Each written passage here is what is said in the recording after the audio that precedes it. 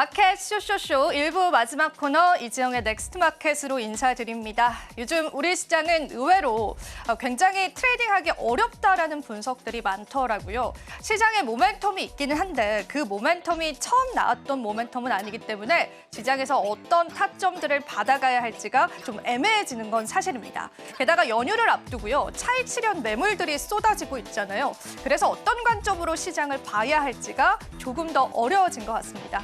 자, 넥스트 마켓을 통해서요. 다가오는 일정들 체크를 해보고 그와 관련한 시장의 모멘텀들 그리고 더 나아가서는요. 올해 상반기 기다리고 있는 대여 IPO에 관한 이야기들까지도 준비를 했습니다. 하나하나 저와 함께 체크해 보시겠습니다. 자, 우선은 일정 체크를 해보겠습니다. 오늘 시장에서도 다양한 뉴스들이 쏟아져 나왔습니다.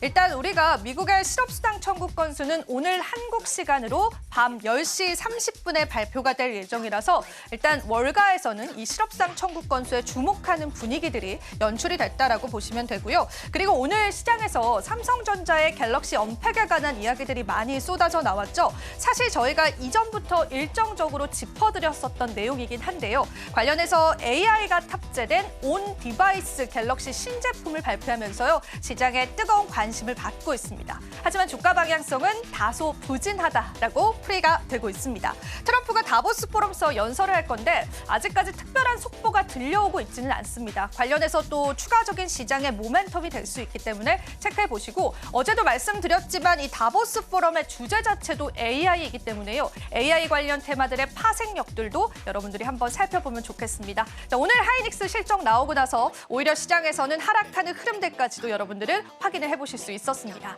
중요한 건 내일이 될 것 같습니다. 내일 정말 굵직한 일정이 있는데요. 앞서서 저희가 같이 이야기를 나눴지만 BOJ 회의를 통해서 일본의 금리 인상 여부가 발표가 됩니다. 물론 시장의 의견은 반반입니다. 동결과 혹은 인상에 관해서. 하지만 대부분의 증권사들의 의견은요. 인상을 할 것이다라고 보고 있습니다. 그 근거 중에 하나가 일본의 CPI 지표인데요. 이 CPI 지표가 2.7을 나타내면서 당초에 일본의 중앙은행이 목표치로 했었던 2%를 2년 8개월간 상회하는 수치다라고 합니다. 그 부분 때문에 이번에는 금리 인상이 불가피할 것이다라는 가능성이 대두가 됐고요. 그렇다면 우리는 또 한 번 블랙 먼데이와 같은 사건을 겪어야 하는 것인가에 관해서 또 시장의 고심도 깊어지는 것 같습니다. 관련한 내용 내일 저희가 추가적으로 체크를 해드릴게요. 자, 그리고 종전 회담 가능성이 또 한 번 거론이 되면서요. 이런 우크라이나 테마들에 관한 반짝 상승도 시장에서 예상이 되고 있습니다. 기재부 쪽에서 일자리 전담반을 개최했습니다. TF팀이라고 하죠. 그런데 지금 현재 시장에서 정책 테마주들이 뜨겁잖아요. 그래서 우리가 같은 모멘텀으로 바라본다면은 시장에서 또 하나의 테마가 형성될 수 있다라는 부분들도 여러분들 체크해 보시면 되겠습니다. 그리고 내일 중요한 실적 발표도 있습니다. 특히나 하나오션과 LG에너지솔루션은요. 우리가 또 대표적인 2차 전지 대장주 그리고 또 조선 대장주이기 때문에 관련한 시장의 흐름들 체크해 보셔야 될 것 같고요. 보시는 바와 같이 조선주들이나 건설 기계주들은 시장의 눈높이가 너무나 높았기 때문에요. 오히려 실적 발표 이후에 주가가 하락하는 경향들이 있었다는 것도 여러분들이 살펴보시면 좋으실 것 같습니다. 자, 그렇다면 본 주제로 넘어가서요. 우리가 IPO 일정들 체크를 해봐야겠죠. 그 전에 최근에 공모주 한파를 녹인 LG CNS에 관한 열기가 굉장히 뜨거웠습니다.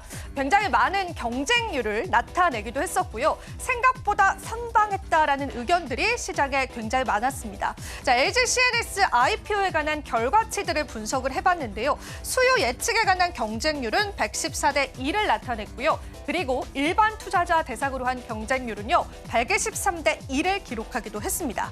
최종 공모가는 상단으로 잡혔습니다. 여기 보시는 61,900원이 최상단이었는데요. 즉 상단으로 발표가 되면서 굉장히 많은 열기들을 끌어모았다라는 분석들이 나옵니다. 사실 이 LG CNS는요. SI 업계의 빅3이기 때문에 앞으로도 기대가 되는 기업이고요. 영업이익률도 4년 연속 계속되는 상승률을 나타내기도 했습니다. 2월 5일 날 상장을 하게 된다면은 이 기업에 관한 주가도 궁금하실 테고 관련주들도 궁금하실 텐데요. 관련주들 한 번 더 정리를 해봤습니다. 굉장히 많은 지분을 가지고 있는 LG부터 관련한 SI 업계 관련주들을 체크를 해보실 필요가 있을 것 같습니다. 있습니다. 거기에다가 추가적으로 지금 과연 상장 첫날 얼마나 상승할 것이냐가 또 시장의 관심사이기도 한데요.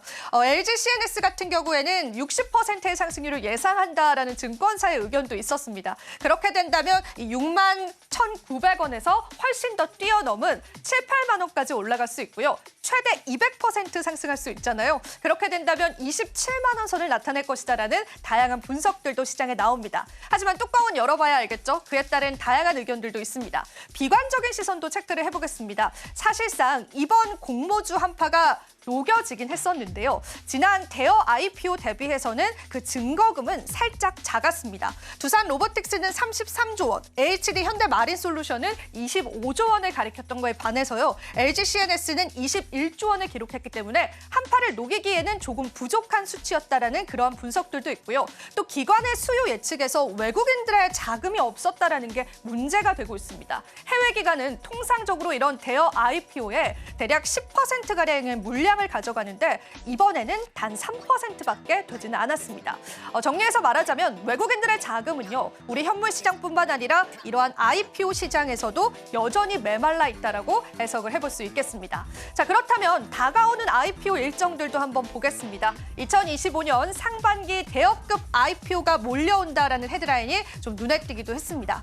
여기 보이시는 기업들이 상당히 많은데요. 우리가 잘 알고 있는 카카오 모빌리티, 카카오 엔터테인먼트도 상장이 예정되어 있고요. 그리고 K뱅크와 SK 에코플랜트 같은 경우에도 상장이 예상되어 있습니다.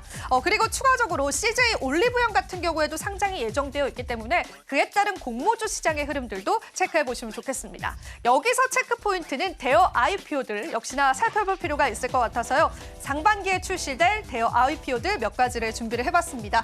달바 글로벌도 예상 기업 가치를 7천억 원으로 내다보고 있고요. 올 상반기 아마 3월 정도에 IPO를 추진하지 않을까라는 그러한 의견들이 나오고 있습니다. DN솔루션즈는 가장 큰 대여 IPO가 될 것 같습니다. 예상 기업 가치는 6조에서 7조 원을 내다보고 있고요. 그리고 서울보증보험은 예상 기업 가치가 2조에서 3조 원을 바라보고 있습니다. 특히나 이번에 LG CNS의 공모주가 어느 정도 흥행을 하자 이 서울보증보험 측에서 발빠르게 IPO를 준비하고 있다는 소식들도 전해져 왔습니다. 관련한 테마들도 체크를 해보시고요. 롯데 글로벌로지스 같은 경우에도 예상 기업 가치가 1조에서 2조 원 가량이고 올 상반기 그러니까 3월에서 4월 사이에 IPO가 추진될 가능성이 있다라고 합니다. 여기서 한 가지 더 말씀드리자면요. 4월 달 된다면 IPO에 관한 금융법이 소폭 조정이 됩니다. 그래서 이런 대여 IPO들이요. 아마 4월 달 이전에 서둘러서 상장을 시행하지 않을까라고 하는 증권가의 분석까지도 확인해 보실 수가 있습니다.